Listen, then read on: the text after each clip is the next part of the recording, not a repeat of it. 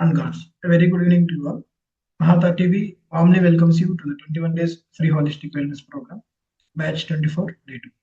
So before commencing the session, I would like to say pranams to you all, and to our Guruji Ranganath sir, our Grandmaster Maharshi Patriji, our great Grandmaster Mahavatar Babaji, and to all the great Grandmasters and to the universe. So today's topic is Shri Narasimha Saraswati, the light of Guru Parampara. So long time ago, in the village called Karanja, in the year 1378, in Brahmin family in Maharashtra, a very special child was born. So his mother was Amba. She was deeply spiritually connected with the Lord Shiva. So she had a boon in the previous life. Sripada Vallabha Swami gave her boon that the incarnation of Lord Dattatreya himself in the Kali Yuga will be born to him. So she worshipped. She gave instruction that to worship to Lord Shiva in the Pradosha Vela. So Pradosha Kala. So every day she used to do that. So over the time she passed away. So in the next life she was born as Amba in Maharashtra, a place called Karanja. So because of her deep love to the Lord Shiva, she was blessed with the divine child. So his birth name was Shaligram. So even from early childhood, he showed divine qualities. So he spoke little often. Instead of crying, he only says the word Om, Pranava mantra, Om. And he exhibited disinterest in worldly things, worldly pleasures. So when he was born, he didn't cry also, like other babies. He chanted, softly chanted Om, Om, Om, Om, like that. So the sacred sound of the universe. Right? At first, mother thought she was imagining it. But when the time passed, baby kept on chanting the letter word Om. So everyone around realized that it was divine miracle. So people came from far away, and so why they witnessed the same that the child uh, is reciting the pranava mantra Om instead of crying. So as he grew up, he didn't speak also. He only answers with one word Om. So whatever you say to him, he just says Om, Om, Om, Om like that. So one day, after days passed, he himself used hand gestures that to do Upanayana to him, sacred thread ceremony, right? So with sign language, he said, "Do Upanayana." Then he will talk. So everyone, astrologers came to him who visited them, and they smile and say that he is none other than Lord Dattatreya himself. He was blessed with great by divine himself. He is not an ordinary boy. He has taken birth in your home, like like that astrologers used to say. But the parents worried that he didn't utter a word. So after a few days passed, so he with the hand gestures in sign language he said, "Do Upanayana to him, the sacred thread ceremony." Then he said he will talk. So he promised that after the ceremony he would begin to speak. So first, his parents hesitated that after all, how could a boy who hadn't speak a single sentence from childhood will recite mantras, Veda mantras. So, but trusting their son, they went ahead and did the ceremony, thread ceremony, Upanayana. Then the miracle happened. As soon as the sacred Gayatri mantra whispered in his ears, little Narasimha Saraswati began to chanting clearly all the Vedas and fluently. Not only that, he began to recite all the Vedas with ease and amazing effort. So it is believed that all the Vedas, he had command of all the Vedas within him in the form of dogs. So that is why Nrsimha Saraswati picture is seen with the four dogs beside him. So the four dogs represents four Vedas. Just shortly after Nrsimha Saraswati took sannyasa at very young age, at 7 years, his mother cried, "You have just started speaking. How could you leave me now?" So then Swami gently placed his hand over her mother Then suddenly mother got remembered about her past life. So her name was Ambika in that life. So she was devoted to Sripada Sri Vallabha Swami. So Nrsimha Saraswati is the second incarnation of Guru Dattatreya. The first incarnation is Sripada Sri Vallabha Swami. So he and Mother Ambika remembered that she is a devotee of Sripada Sri Vallabha Swami. She realized that her son was the same divine being she used to worship earlier. But she had mother's heart, right? So she begged, so stay with me until I had two more children. Then you go. So surprisingly, within a year, the mother gave birth to two twins. Swami smiled and said, "No, that my promise is fulfilled. I will leave now." And so Nrsimha Saraswati began his journey, taking sannyasa to started his journey to uplift the world. There he met saint named Sri Krishna Saraswati Swami. So he is a follower of Advaita Siddhanta. So he is connected to Sringeri Matam. So he took him as his guru. So he gave his name, this little boy named Nrsimha Saraswati. From then onwards, the name Nrsimha Saraswati came into light. So Swami traveled to many places across India, so guiding seekers, healing the sick, and spreading the messages to righteousness. Few sacred places become important in his life. Of them, five are more important places. So let's see what are the places. So there is an incident happened in Basara. Basara is in Telangana. So one day, Swami saw a man trying to drown himself, tying a stone, and he trying to drown himself in the Godavari river. So what the reason is, the man had painful stomach diseases. So some ulcers formed in stomach. So instead of bearing it, whatever he eats, he gets pain. So instead of digesting, he used to have severe pain, ulcers in his stomach. So he tied a stone around his neck and tried to do suicide attempt. So he himself went into the Godavari river. Swami saw that there in Telangana and Basara. So if I eat, I suffer terribly, but I cannot survive without eating. So I will choose rather to die. So he said to Swami. Swami lovingly stopped him and said, "You will be healed." So he called his disciple uh, Sayan Devudu. He called his disciple and instructed him to feed him with food, full meal. So I am Devudu first hesitated that fearing that man might die because if he eat, he will die. So he will be blamed, right? So, but Swami assured him, "Trust me, he will be fine." Then man was fed. To everyone's surprise, he was completely cured.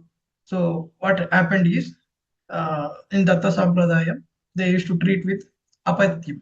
So paityam is what we call apaityam is opposite to paityam. So what we don't eat is paityam. What in the opposite way, it is treated in Datta Sampradaya. That is how this sacred Brahmin is hit.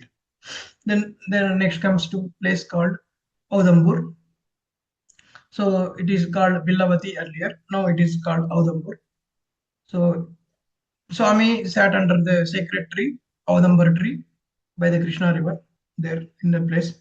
So across the river there was a temple of goddess Bhuvaneshwari.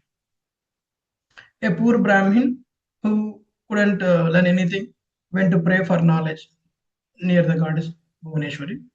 So when the goddess did not appear, the boy he is a very stubborn boy. He got angry and he cut himself his tongue and threw at the feet of Lord Bhuvaneshwari, goddess Bhuvaneshwari.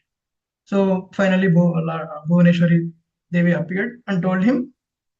So to the other side of the river, there was Lord Dattatreya in the form of Nrsimha Saraswati. Go to that side, other bank of the river. He will bless you. No, he is a very stubborn boy. He didn't listen. Unless you won't help me, how can others will help me? I will not leave this place. If you won't bless me this time, I will cut my head. Like that, he said. Then goddess got angry and appeared in the dreams of the temple people and instructed them to throw him away. So the later next day, temple people threw him away. Then without any hope. He swam to the other bank of the river. There, Narasimha Saraswati blessed him. So he placed a hand over the boy's head. Then, surprisingly, he got his tongue back. He began to recite all the way. He became recite to all the Vedas. He became a great Vedic scholar from that with that divine touch. So even today, people visit this Avadambar tree and Avadambar village where Swami used to sit in that place. So then comes to place Narsobhavadi. Here Swami stayed for 12 years meditating Narsobhavadi. It is also called as Nrsimha Vatika. So it is powerful place where all the five rivers join in the Krishna river. So making it a divine sacred place. It is called Panchanadi Sangam. Five rivers merge in the Krishna river. So here several beautiful and heart-touching miracles happened. Swami showed his leelas in this place called Narsabhavadi. Later he moved to Gangapur. So in Narsabhavadi he stayed 12 years there. Many incident happened. Many leelas shown in this place. So we'll see what are there. So they in Narsabhavadi they lived a poor Brahmin family. So they were in very deep poverty that they used to have a spinach tree in front of their house. They used to cut the leaves of that tree and they used to cook and make some soup and they used to consume that for that day. So that is the only source of food for them. So whenever Swamiji comes to their house and asks for food, so they offered Swami also the same spinach. So one day Swami came to their house and offered Avati Bhiksham Dehi. So instead of so they by the time they prepared food, soup and all, then Swami came and asked Bhavati Bhiksham Devi. So they offered whatever they have, the spinach, they offered to Swamiji. Then after eating, while going, Swami pulled this spinach tea out by its roots and left. So the family were heartbroken that their only source of food was destroyed. Even the small plant that is the only source of food for them. So even that small plant fed us. So why did Swami destroy it? Like that, the family cried. So, but when her husband dug the ground to replant it, so they discovered the Shivalingam with two parts of treasure, so hidden beneath the plant. So then their life changes from that moment. So there was another story where a woman called Shanta Devi, she used to have children one by one. She used to lose all the children before giving birth. So she was haunted by demon. So while going to the one sadhu, he revealed that in her previous life she had taken money from Brahmin and never returned it. So that man turned into the committed suicide and became a ghost. So now that ghost is haunting you. Like that, a sadhu came and so then sadhu told her that to go to Narsabhavadi and serve the Padukas, footprints of Narasimha Saraswati, under the Audambara tree. So she prayed and fasted for days. Then Swami appeared in a dream and spoke to the ghost that she is under my protection. Don't don't harm her. She is under my protection. Don't harm her. Then Swami gave two coconuts and after that, as promised, she will be having two healthy children. After she ate, she was blessed with two healthy children. And there is another place called Amrapuram near Narsabhavadi where 64 yoginis, divine yoginis, powerful goddess, used to come to this Krishna river place and they used to, and in the afternoon, and they used to serve food to the Narasimha Saraswati. One day, a farmer came. His name is Gajajanadu. Witnessed this and asked Swami about it. So Swami said that you are blessed with to see them, all the 64 yogis, but don't reveal this secret to anyone while I am here. So after Swami left, these people came to know about the secret of that 64 yoginis place. So even today, inside the Amareshwara temple, you can see all the 64 yogi statues. So before leaving the Narsabhavadi, Swami told that I will never leave this place. I will stay here in the form of padukas under the Adumbra tree. Whoever comes with devotion will feel my presence and receive my blessings. Like that. So, to this day also, countless devotees have been experiencing this healing, miracles, and spiritual awakening by visiting the sacred spots. So then Swami left to place called Gangapur. So where incident happened long time ago, near the village Shirola, a very poor couple stayed. So they had almost nothing to eat. So not even proper clothes and furniture in their house. So, but one thing they never lacked was devotion. So deep love and faith in Narasimha Saraswati Swami, so who is considered to an incarnation of Lord Dattatreya, a divine guru. They used to bless him. So even now and then, Swami would visit nearby villages of for Bhiksha. So one day, Swami went to the places to remove the people's sins and bless them with fortune. This poor couple, despite having nothing, almost nothing for themselves, suffered something to Swami. When Swami come to their house, a handful of grains, a little cooked rice, they believed. So it is not our food; it belongs to God. So they continue. This continued for many years. So they never complained, never said we are poor, we cannot offer anything. So instead, they served Swami with joy. So believing that God Himself was visiting there. So one day, something wonderful happened. So the people found some good quality of grapes. So after a long time, they were overjoyed and decided to let's cook nice meal today. We'll treat ourselves with a little feast like that. They they thought. So they cooked the food simply but tasty. They set everything ready and were about to sit down and eat when suddenly Swami appeared and arrived at their doorstep and just said Bhavati Bhikshanti. So and they would give whatever they had. So but that day Swami was something different. He said, "Today I won't eat at your home. I will sit and have full meal here." Like that Swami said. So the people were shocked and overjoyed because the food was ready, but only problem is they don't have banana leaf to serve in their house. So now in those days, food was traditionally served in banana leaves only. So it is a symbol of cleanliness and hospitality. So but the people didn't manage to have a single leaf of banana leaf in their home. So the wife started crying. So she said to her husband, "We are poor. That even God Himself has come to eat in our house. We don't have a banana leaf to serve Him. So what kind of life is this?" Like that, that wife cried. So Swami understand that. So don't cry. Swami knows everything. His husband told that, "Don't cry. Swami knows everything. He knows our pain too. Let's go and tell him." They went to Swami and with folded hands and said, "Swami, we are honored to serve you, but we are deeply sorry. We don't have banana leaf to offer you to food on." So Swami smiled and kindly said, he pointed at the stone lying in their house nearby, pointed him and said, "Clean that stone well, bring it here, serve the food on it." So they were amazed. So who eats food on stone, right? So but Swami said, so they obeyed. And then wife took the stone, washed it with water cleanly. Then after washing, her tears fell on it. So she decorated it the best, whatever they have, with the little bindis and all. She placed the stone in front of Swami. Swami said happily and he meets over the served on the stone. After finishing, he said, "Truptospi Annapurna Kataksha Siddhirastu." Like that he blessed.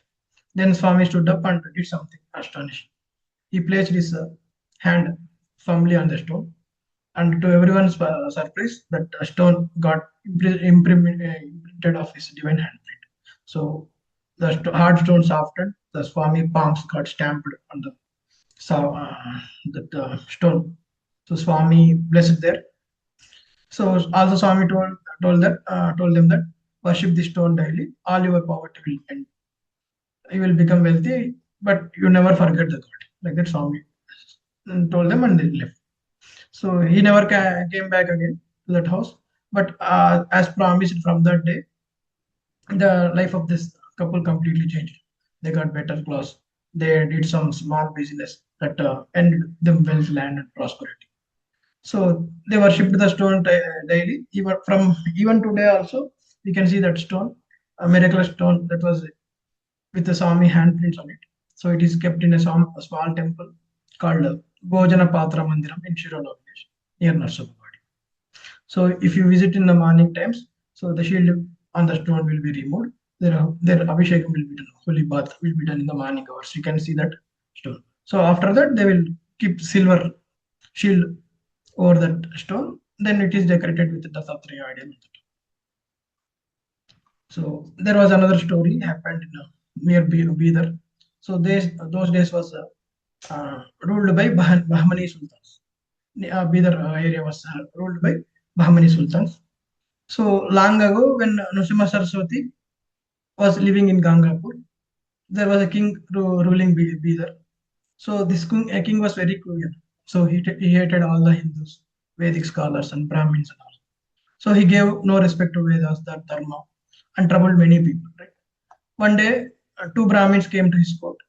They told that king that they were very great Vedic scholars and could defeat anyone in debate. So the king became very happy because he thought he could use them to humiliate other Brahmins. So he promised them with lots of wealth if they could defeat scholars, and especially the saints in Ganga, who was becoming famous as an incarnation of God. So excited by this king offer, these two Brahmins went to Gangapur and challenged Narasimha Saraswati to debate. So Swami gently told them, "Why do you waste your life in arguments about Vedas and all? So it is better to spend some time in chanting Gayatri Mantra with devotion. Go." So, but they filled with arrogance, right? They insisted Swami either debate with them or give a written statement that he had defeated he had accepted his defeat. So imagine that, right? So then they were trying to challenge Lord Datta himself. Lord Datta himself uh, is a combination of Brahma, Vishnu, and Shiva. So with them, they are debating. And then Swami tried again, make them leave their foolishness, but they refused. Then Swami called a man who was passing by. So this man was from so-called untouchability community. So his name was Matanga. Then the moment Matanga saw Swami, he fell on his feet with tears. Swami finally have shown some mercy to me. Swami asked, "Who are you?" So he Matanga replied, "I'm someone untouchable man living with outside the village. But now you have blessed me." So Swami then gave his Satyadanda to his disciple, staff, that is stick, right, to his disciple, and asked him to draw 7 lines on the ground. Swami told to Matanga to cross each line one by one. When Matanga crossed the first line, he remembered he remembered all his births, earlier births. So he crossed more lines. He recalled more and more past lives. So finally, after the seventh line, Swami asked, "Who are you?" He said, "My name is Sharma. I was once a Vedic scholar." So at that moment, Matanga's body shined with very brightly, and he looked like a true scholar. So Swami then told, "Since you are a scholar, you can defeat these two men in a debate." So Matanga, now Sharma, debated with these two proud Brahmins, and within half an hour, so he defeated them. Then these two scholars were shaken. They realized that Swami, divine power, fell at his feet and begged for forgiveness. And they confessed that they had been tempted by money from the king and acted out of greed and pride. So Swami forgave them, but said, "Because you have committed a sin, you are against many people, you have been defeating many people. That is sin, but you have to face karma for that also. You have to suffer." Then Swami gave them 12 years ghostly life to experience. So after that, when you hear this chanting of Vedas, you will be freed. So as Swami is they died in the later life, and this became ghost and experienced 12 years ghostly life. So one day when a Brahmana chanted Vedas under the tree, this the sound freed them, and from there they're relieved from that ghostly life. And what happened to this Matanga?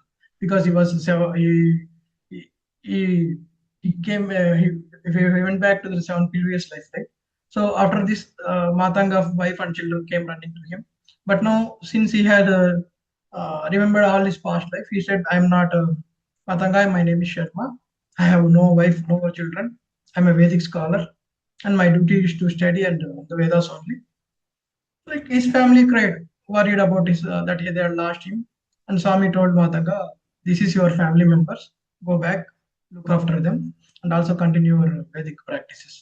But he refused. He only wanted to live as a scholar. So Swami called a greedy businessman from that village who was known for troubling people near and with charging high interest rates.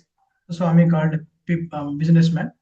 Then Swami asked to bring a waterful pot and pour over Mahatanga's head. The moment that greedy businessman poured water on Matanga, he forgot all the previous past life memories. So he was confused, looked around and said, then quietly went home with the wife and children.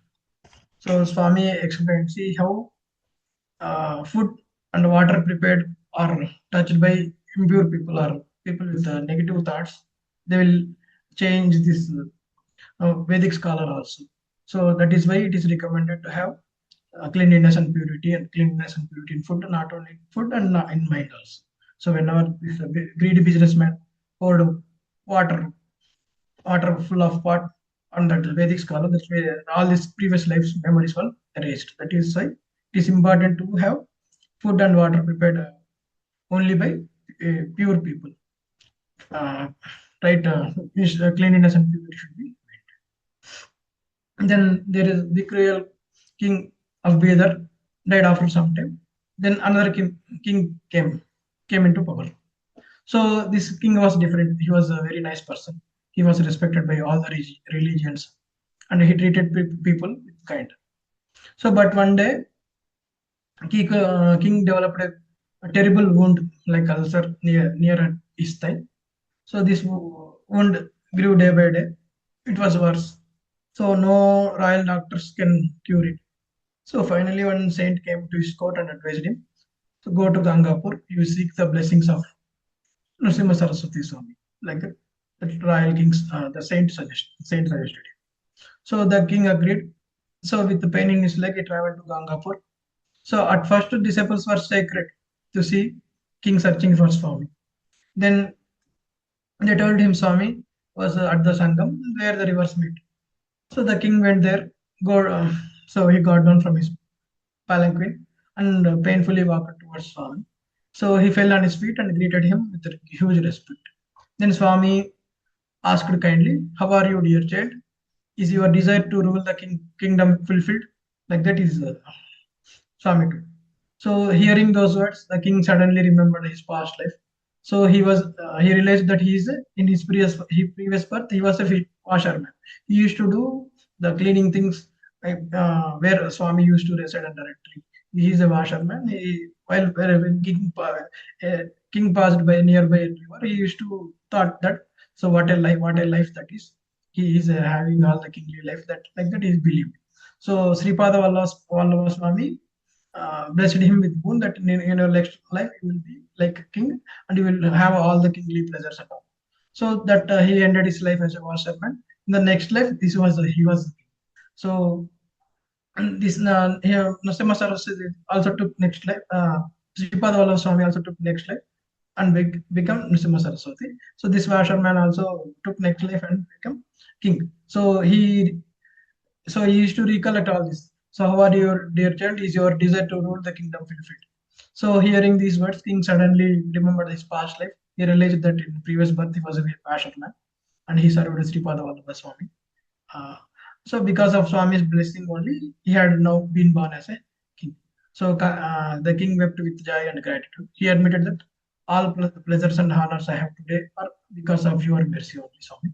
So he then showed his Swami that he had been suffering from wound and begged for help. So, but when he looked at his thigh, he was found that the wound has already disappeared. So, over the devotion, the king fell again at the Swami's feet. So, according to historians, Swami lived from the year 1376 to 1456. So, and during his stay in Gangapur, that is 1432 to 1456. So, Bidar was ruled by Bahmani kings. and that king was Alauddin Ahmad Shah Brahmani too. Was a king visited Swami, and he was a washerman in his previous life. So after this, the king invited to Swami to be there, where Swami stayed for there for some time and performed meditations in caves. So even today, near Papanasha Shivalayam was there in Bidar. So there was two caves. One is Japam and one is Tapam. So these were the places where Swami meditated. Now these caves are offering daily food to all the needy people. Food is distributed everywhere, everyone who visited there. After this, Swami eventually went to Sri Salem at a holy place called Akashaganga. He announced that he would be soon leave his physical body and remain in subtle form in Kadalivana. Saying this, he disappeared from this material world, mortal world, and in the subtle form from them, Swami went into subtle form. So even today, when devotees bath in this place called Akashaganga, they remember the Swami divine body touches this holy water. So with the remembrance and all, so that bath becomes blessing. Right? So now all these stories and all the history of Sri Narasimha Saraswati is taken from Guru Charitra. So let's see what this Guru Charitra is. So Guru Charitra is a sacred book. This contains all the life stories of teachings of Dattatreya Swami and his two incarnations in Kali Yuga. One is Sripada Valla Swami and Narasimha Saraswati. So this book is considered to be powerful. With that, keeping in home itself brings all the uh, peace, prosperity, and divine blessings. So it gives you Ashta Siddhis and also Ashta Aishwaryas. If you want a spirituality, it will give you. If you want physical or material pleasures, it will give you. So just like Bhagavad Gita in every house, these Maharashtrians will have Guru Charitra in their house as a treasure. They feel it as a treasure. The devotee says that Parayana is done sincerely. Their home become filled with unique spiritual vibration. Even the visitors can feel that. So what are the contents of Guru Charitra? So Guru Charitra mainly focuses on appearance of Sri Dattatreya, so birth life and leelas of Sripada Sri Vallabha Swami. So until his disappearance in the Krishna River, Kurupuram. Then the rebirth of Sripada as Narasimha Saraswati Swami, his journeys to Narsabhavadi, Gangapur, his divine leelas, and finally the disappearance in Kadaliva. So teachings about sin, virtue, remedies of sins, greatness of Rudra, so importance of Vratas and the values of sacred practices. So these are all mentioned in Guru Charitra. So how is this Guru Charitra should be made recited, Parayana. So the method is Saptaha Parayana, that is done in 7 days. So the best way to do Guru Charitra is done in 7 days. Ideally starting from Guruvaram, that is Thursday. Guru Charitra Thursday should start from Thursday and should end at Wednesday evening. So for 7 days, this Udyapana is closing ceremony should be done on Wednesday. So for day, how to do that? Day 1 Thursday from chapter 1 to 9. What chapter 1 to 9 consists of is so appearance of Dattatreya, life of Sripada Sri Vallabha Swami until his disappearance. These are all covered in chapter 1 to 9. So this should be studied read on day 1, that is on Thursday. Day 2 from chapter 10 to 21 on Friday. So this contains birth of Narasimha Saraswati, his stay in Narsabhavadi, miracles and all. These are all contained in day chapter 10 to 21. So it should be read on day 2. Day 3, that is Saturday, chapter 22 to 29. So where the leelas of Bhima, Amaraja Sangamam, so greatness of Vibhuti. So these are all mentioned in chapter 22 to 29. That should be written day 3, that is Saturday. Then the day 4, Sunday, chapter 30 to 34. So in that chapters they mentioned Swami stays in Gangapur. So importance of Rudrabhishekam and all. So they are all mentioned in chapters 32 and 34. And on Monday, that is day 5, 35 to chapter 37. 3 chapters, 35, 36, and 37. So that is done on Monday because Somavaram Vratam, that is Monday Vratam, is mentioned in that chapters too. So it should be studied on Monday only. So 35 to 37. Somvaram Vratam and related teachings are covered from 35 to 37 chapters. Whereas on day 6, that is Tuesday, chapter 38 to 43. If you don't have any children or you are seeking for children, chapter 39 is prescribed to study. So this 38 to 43 contains Annapurna Avatara, Ananta Padmanabha Vratam and all. Right. Day 7, that is on Wednesday, chapters 44 to 52. All the final Leelas, Swami's disappearance and Kadalivana. These are all mentioned in the last chapters. And day 8, Thursday, Udyapana, that is on again on Thursday. So after completing the book, place the book near Swami's picture or idol, offer some food and perform Arati and all, and feed at least one person to that day. On that day, Thursday. Started from that Thursday, and reading should be completed by Wednesday, and offering prayers and all should be done on Thursday. So during these 7 days, Saptaha Parayana, it is observed to sleep on the floor only. So eat only sattvic food, maintain mounam silence, so avoid gossiping and meaningless talks and all. So fix a specific time and place daily for example, if you start from morning 6 to 8, so same time daily, specific time and same place, no all places around your home. So keep your mind on Swami throughout the day. These are all the rules should be followed to do this parayana. So if you do this with the devotion and discipline, this parayana brings unmistakable sense from Swami's grace. You may have divine dreams. You may have met some saints or received holy prasad, or you may feel deep peace or experience miracles in life. So these are all the fruits of sincere parayana. That is the way that Swami bless you. That I have received your parayana. It is the sign. So with this, I will conclude.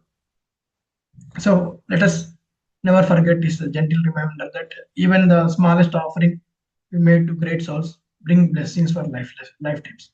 So, but to ignore with a divine opportunity or pride or great invites sorrow. So, from the next time, if you see any sadhu or near temple or any sacred place, go him, offer him some food with full and open heart. Because who knows, the one standing before you may be the none other than Lord Dattatreya himself. Right? So, with this, I will conclude.